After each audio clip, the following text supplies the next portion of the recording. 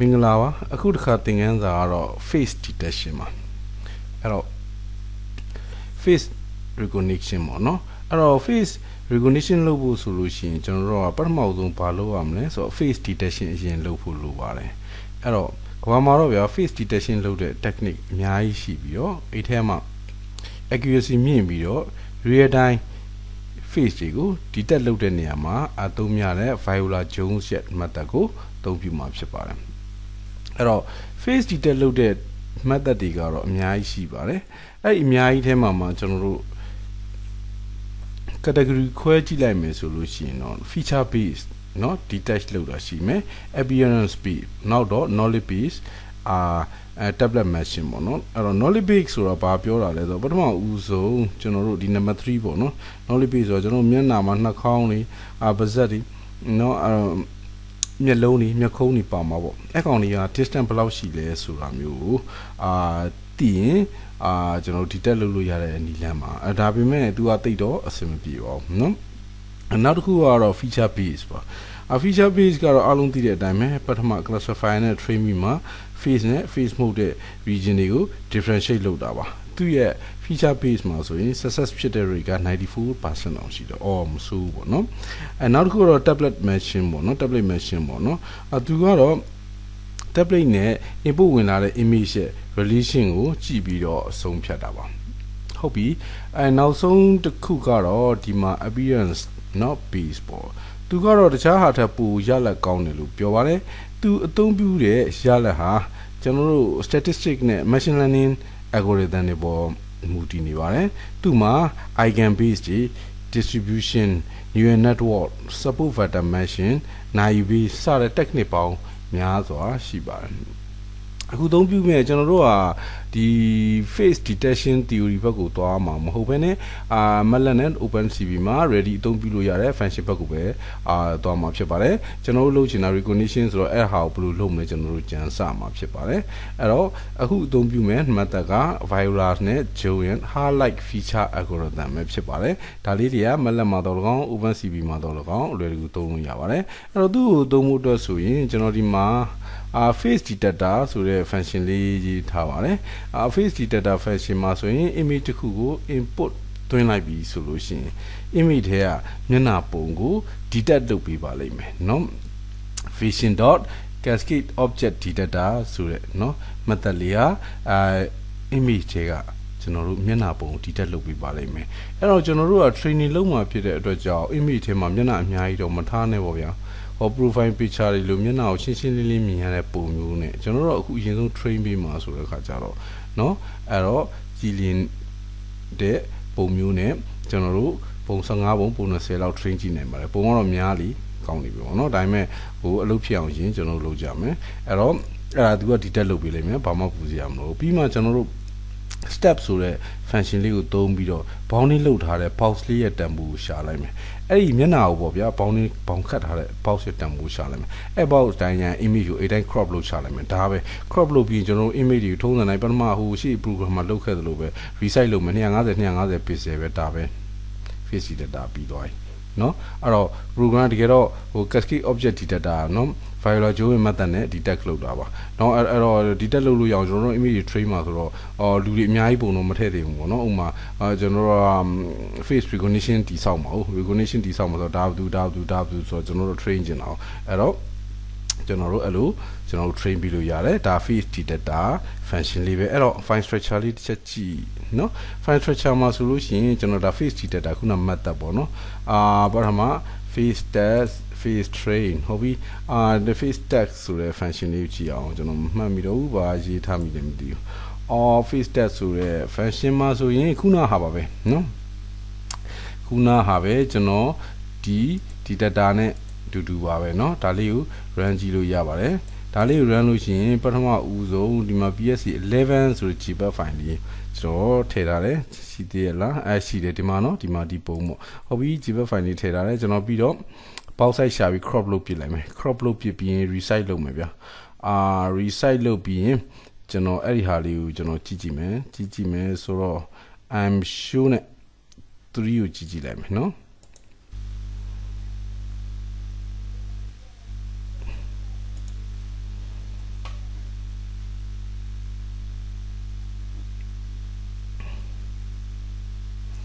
ဒါကခုနကမှတ်တမ်းနဲ့အတူတူပါပဲเนาะ I'm read ဆိုတဲ့ file က file error ပြနေပါတယ် psc ဆိုတဲ့ directory မရှိဘူးဖြစ်နေတယ်လို့ပြောပါတယ်အဲ့တော့ training တွေကပြည့်စုံအောင်ဖြစ်ပါလိမ့်မယ် copy ပြီးတော့ file က okay အဲ့ Linux နဲ့ Windows နဲ့ကျွန်တော်အမြဲတမ်းမှာတယ် okay slash က forward slash ဖြစ်မယ် forward slash ဖြစ်လို့မရအောင်sorry forward slash ဖြစ်မယ် forward slash ဖြစ်လို့မရအောင် okay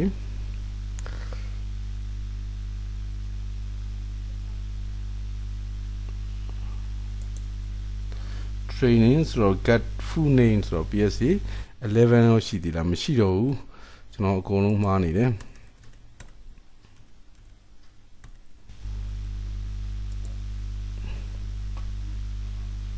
okay ဒါမျက်နှာလေးပဲ crop လုပ်လိုက်တာပေါ့နော်ဟုတ်ပါပြီအဲ့လိုတပုံကြီးလောက်ရတော့ကြာတာပေါ့ဗျာအဲ့တော့ function လေးသုံးပြီးတော့ကြည့်အောင်လေအဲ့တော့ function လေးသုံးပြီးမယ်ဆိုရင်ဒီ function ကတော့နည်းနည်းလေးတော့ရှုပ်လိမ့်မယ်နော်ဘာမှမဟုတ်ပါဘူးအဓိက train လုပ်တာမဟုတ်သေးဘူးကျွန်တော်တို့ data အကျန်းတွေကျွန်တော်တို့ face recognize လုပ်ဖို့ကျွန်တော်တို့ face မျက်နှာပုံတွေလိုက်စုထားတဲ့ profile picture တွေ Facebook ကဘာညာပေါ့နော်အဲ့လိုစုထားတဲ့စုပြီးတော့ကျွန်တော်တို့အဲ့ဒီကောင်ကို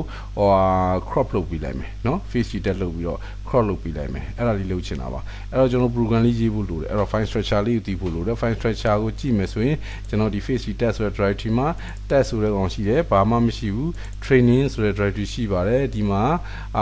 ကျွန်တော်ရဲ့ညီလေး counter ထွင်ရဲ့ပုံတွေရှိပါတယ်နော်အဲ့ဒါမှကျွန်တော်ပုံဒါဆိုဒါကျွန်တော်ပုံနေပေါ့နော်အဲ့ဒါတွေအကုန်လုံးကိုကျွန်တော်ကface edit လုပ်ပြီးတော့ကျွန်တော် crop လုပ်ပြီး resize လုပ်ပြီးတော့ဒီမှာ training ROI ဆိုတဲ့ folder လေးထဲမှာလာပြီးတင်ထားလိုက်မယ်နော်အဲ့တော့အဲ့လိုပဲဒီလိုပဲ folder နှစ်ခုနဲ့တင်ထားလိုက်မယ်ဒီလိုပဲ folder နှစ်ခုနဲ့ okay အဲ့တော့ program ကိုလေ့လာကြည့်အောင်ပထမအဆုံးဒါ training folder ပေါ့ဒီမှာ training folder training ROI folder ပါနော်training ROI folder ကိုအခုဘာလုပ်မှာလဲ make directory mkdn လုပ်လိုက်မယ်နော်အဲ့တော့ပြီးရင် training folder ထဲမှာရှိတဲ့ number of file ကြီးအတွက်ကိုယူမယ် number of file ကြီးအတွက်ကဘယ်လောက်ရှိမလဲဆိုနှစ်ခုရှိမှာပေါ့နော်လူနာပြည့်စုံရင် counter တွန်းနှစ်ခုရှိရ okay အဲ့တော့ပြီး looping ပတ်ပြီးတော့ကျွန်တော်ဘာလုပ်မှာလဲဆိုတော့ပထမဆုံး compare လုပ်လိုက်မယ် top ပါလားနော် top ပိုင်း dash.net .net နော် current directory ရယ် parent directory ရယ်အဲ့နှစ်ခုကိုကျွန်တော်တို့မယူဘူးပေါ့နော်အဲ့နှစ်ခုမပါဘူးအဲ့မဟုတ်ဘူးဆိုလို့ရှိရင်ကျွန်တော် sub name ဆိုတော့ကျွန်တော်ခုန directory name ကိုယူလိုက်တာပါပြည်စုံရင် counter တွင် name ဒီကောင်နဲ့ sub name နေဖြစ်သွားမှာပေါ့နော်ဟုတ်ပြီအဲ့တော့ပြီးရင်ကျွန်တော်တို့ဘာလုပ်လိုက်လဲဆိုတော့ training ROI folder ထဲမှာပဲကျွန်တော်တို့က